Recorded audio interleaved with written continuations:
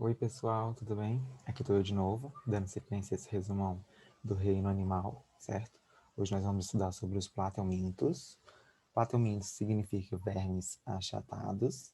Vocês provavelmente já devem ter ouvido falar que são os vermes que eles são achatados dorso-ventralmente. Então, ele é achatado nesse sentido aqui da gente e não nesse sentido nosso lateralzinho aqui. É nesse da frente e atrás, certo?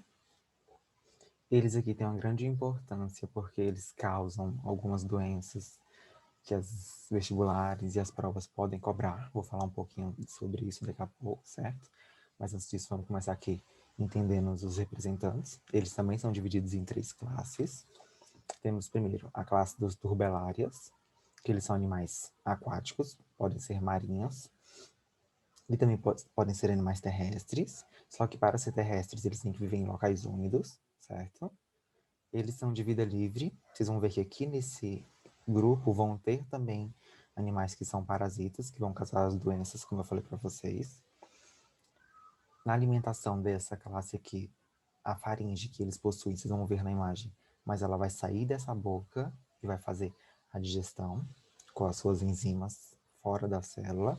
Depois eles reabsorvem para que essa digestão continue dentro da célula. Então, é a digestão intra e extracelular, certo? Eles possuem desenvolvimento direto no seu ciclo de reprodução, ou seja, não vai ter uma fase larval. Eles também têm uma alta capacidade de regeneração.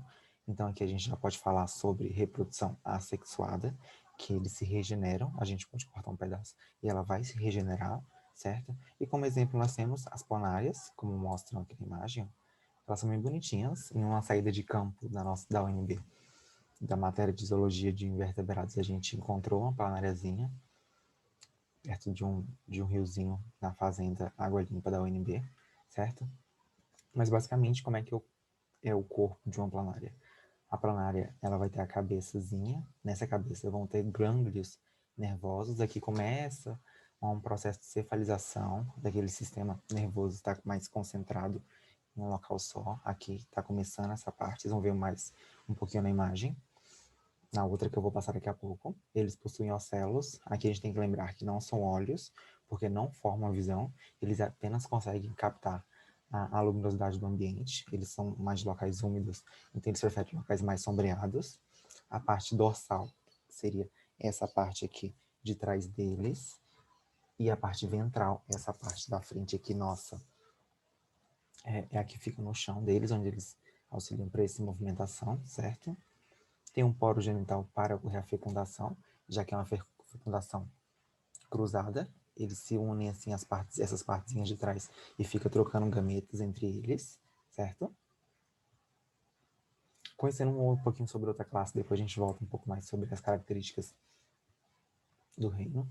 Tem a classe tremátoda, que é a classe onde há parasitas, que parasita o homem e o caramujo. Então a gente vai ter dois hospedeiros no ciclo de vida, eu vou falar para vocês jazinho.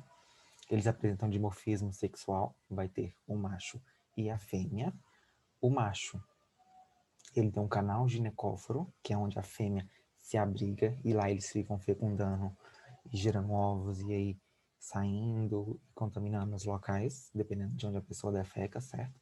Mas aqui dá para ver esse canal ginecóforo, tem um machozinho maior, e aqui o canal ginecóforo, onde a fêmea fica dentro dele, e lá eles ficam fecundando, gerando esses zigotinhos, certo?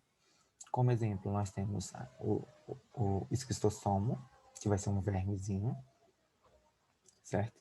Que o nome dele é Esquistosoma mansoni, beleza? Bom, e aqui nós vamos ter o ciclo reprodutivo deles, a gente vai ver um pouquinho como é que acontece. Mas antes de tudo, nós temos que compreender que nesse ciclo vão possuir dois hospedeiros, um hospedeiro definitivo e o hospedeiro intermediário, certo? O definitivo é o que abriga o verme na sua forma adulta e o intermediário é o que abriga o verme na sua forma larval. Então a gente vai ver que na classe trematoda a reprodução é por desenvolvimento indireto, vai ter uma fase larval, beleza? Nós vamos então compreender como é que acontece esse ciclo. Uma pessoa que está infectada com esse verme está com vontade de defecar perto de um rio. Deu vontade e precisa defecar. Foi lá, fez os ovozinhos, e os ovos vão sair com os parasitas.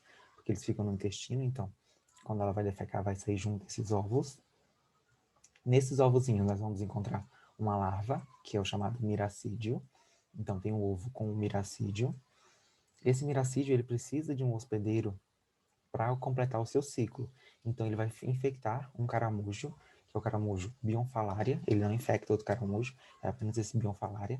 Quando infecta esse caramujo, esse desenvolvimento da larva do miracídio, ele se completa dando origem a uma cercária, que é esse vermezinho um pouco mais desenvolvido. Essa cercária, ela tem uma alta capacidade de penetração na nossa pele. Então, uma pessoa está lá tomando banho no rio, e aí essa cercária entra pela pele. Entrou pela pele, ela vai para os vasos sanguíneos, onde esse verme ele se abriga em especial nos vasos sanguíneos do intestino. Lá vai ficar se reproduzindo e lançando os ovos. E aí o ciclo repete. A pessoa vai e defeca próximo a locais assim. E aí acontece todo esse ciclo. Ele é bem simplesinho de entender. Nada mais é do que um ovo com os parasitas. Esse ovo vai ter uma larva que é chamada de miracídio. A miracídio, ele precisa de um outro hospedeiro para completar o seu ciclo. Então ele vai no caramujo Bionfalaria. Ele não infecta outra espécie de caramujo, é apenas essa. A partir disso, vai se desenvolver uma outra larvazinha na cercária. Essa cercária penetra pela pele de um ser humano, vai até os vasos sanguíneos do intestino, termina seu ciclo, vira um verme adulto, ocorre a reprodução dela, e aí fica nesse ciclo. Então, a gente tem que compreender que para eliminar isso aqui, nós temos que ter educação sanitária, temos que ter saneamento básico, porque não é para a pessoa ficar defecando no meio de um rio, né, por exemplo. Temos que tratar o doente. Seria bom também eliminar o caramujo, miracídio. Ficar de olho em locais, quando você vai tomar banho no rio, por exemplo. Se tem muito caramujo, já fica de olho, porque pode ser perigoso, lá pode ter cercárias, certo? Com relação a essa classe, é isso, beleza? Tem a classe também cestoidea, que é a classe que talvez vocês conheçam, a classe da solitária, que é aquele verme que ele fica no intestino, certo? Eles são parasitas, endoparasitas, eles parasitam a gente, na parte de dentro, beleza? Eles também precisam de mais de um hospedeiro para completar o seu ciclo. Vocês vão ver que aqui o hospedeiro intermediário vai poder ser a vaca ou o porco, beleza? Eles vão ser monóicos, com autofecundação, então neles mesmos vão ter tanto sexo feminino quanto o sexo masculino, e ela se autofecunda, pode ser considerada hermafrodita, certo?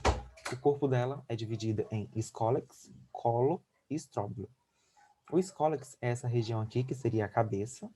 No escólex nós podemos encontrar ganchos e ventosas. Os ganchos nós vamos ter na tena sólium. Esses ganchos servem para fixar no intestino e ficar sugando todos os nutrientes, beleza? Logo após o escólex, nós vamos ter o colo, que é tipo um pescoçozinho, que vai ligar esses cólex a esses estróbilos, beleza? Passando do colo, nós vamos ter esses estróbilos, e em cada estróbilozinho vamos ter uma estruturazinha chamada de proglótide.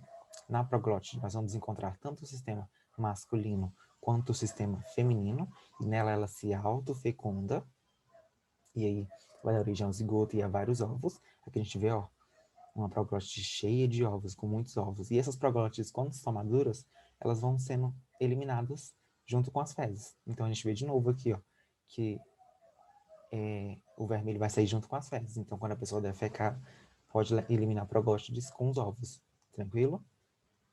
Como exemplo, nós vamos ter a tena solitária, que é a tena sólium e a tena saginata. A tena saginata é a tena que vai infectar o boi, e a tena sólium, a tena que vai infectar o porco. A gente vai ver um pouquinho isso aqui no ciclo, certo? Desse aqui nós vamos conhecer a doença chamada teníase e cisticercose. A teníase é quando a gente abriga o verme na forma adulta, e a cisticercose é quando a gente abriga os ovos com a larva da tena sólio. Então, a cisticercose só é causada a partir da tena sólio. A tena saginata, que é da vaca, não causa cisticercose, beleza? Temos também dois hospedeiros, o intermediário que abriga o verme na fase larval, como eu falei, e o definitivo que abriga o verme na sua forma adulta, certo? Vamos compreender um pouquinho desse ciclo reprodutivo aqui da tênia. Bom, gente, então como é que acontece o ciclo reprodutivo da tênia?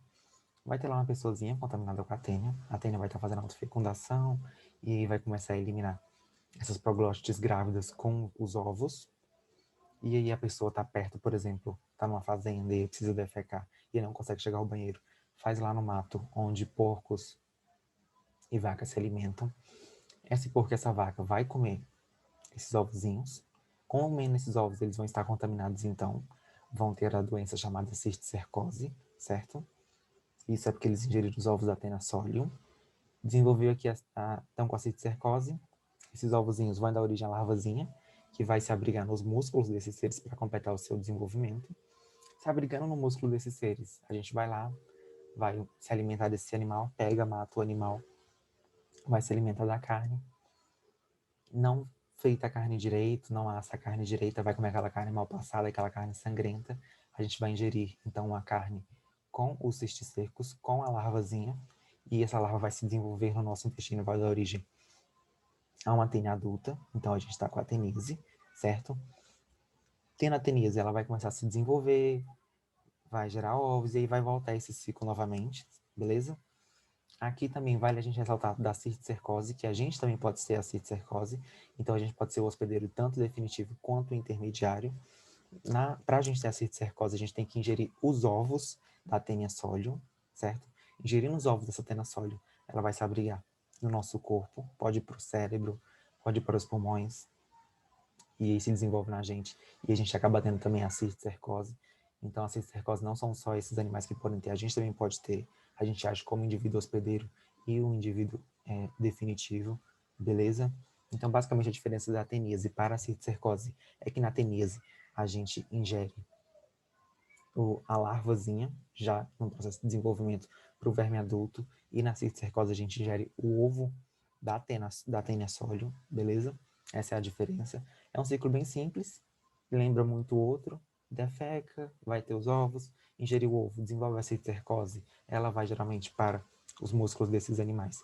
E se a gente ingere a carne desse animal mal passada, a gente vai estar ingerindo a larvazinha que já vai estar se desenvolvendo no verme adulto, que ele termina o desenvolvimento no nosso corpo, beleza?